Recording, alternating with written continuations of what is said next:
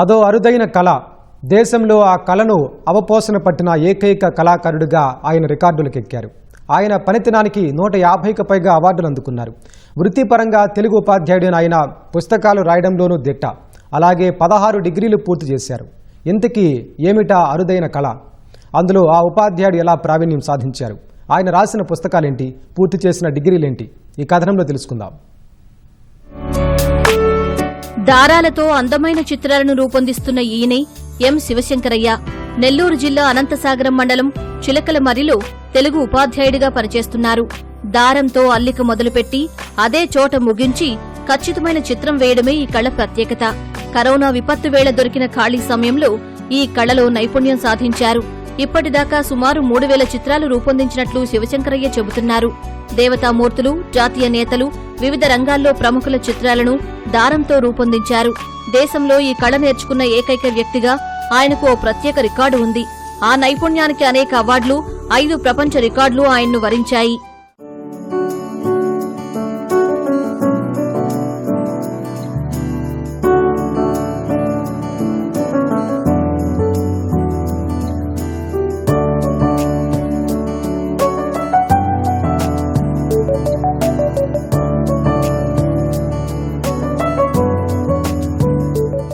నేను బోధన చేసేటప్పుడు పిల్లవాళ్ళకి ఎఫెక్టివ్ గా బోధన చేయాలనే ఉద్దేశంతో బోధనోపకరణాలుగా మామూలుగా అనేక రకాలు నేను చేస్తుంటాను. అందులో దారంతో కొత్త రకమైన బొమ్మలు తయారు చేయాలనేది కరోనా కాలంలో నేను ప్రారంభించిన తర్వాత మొదట్లో చేసేటప్పుడు అవి దారానికి లిక్విడ్ కి రియాక్షన్ వచ్చేసి చాలా మంటలు రావడం జరిగింది. అయినా కానీ నన్ను నేను మలుచుకుంటూ నాకు నేను చేసుకుంటూ తయారు చేయడం జరిగింది. ఇది ఇండియాలో మాత్రం అయితే ఎవరు అయితే ఇంతవరకు చేయలేదు అనేటువంటిది ఎన్డీసీ అనేటువంటి ఒక సంస్థ వాళ్ళు సర్వే చేసి చెప్పడం జరిగింది. ఎక్కడైతే బొమ్మలు ప్రారంభిస్తానో బొమ్మంతా పూర్తి అయిపోయి మరలా యథాస్థానానికి దారం వచ్చేటట్టుగా చేస్తాను. దీనికి దాదాపు బొమ్మ విధానాన్ని బట్టి 2 గంటలు, 3 గంటలు లేదా 3.5 గంటల సమయం తీసుకుంటుంది. అందులో మహిళామూర్తుల విగ్రహాలకు సంబంధించి అయితే వాళ్ళ యొక్క ఆభరణాలు ధరించేటువంటి ఆభరణాలకు ఎక్కువ సమయం పడిపోతుంది.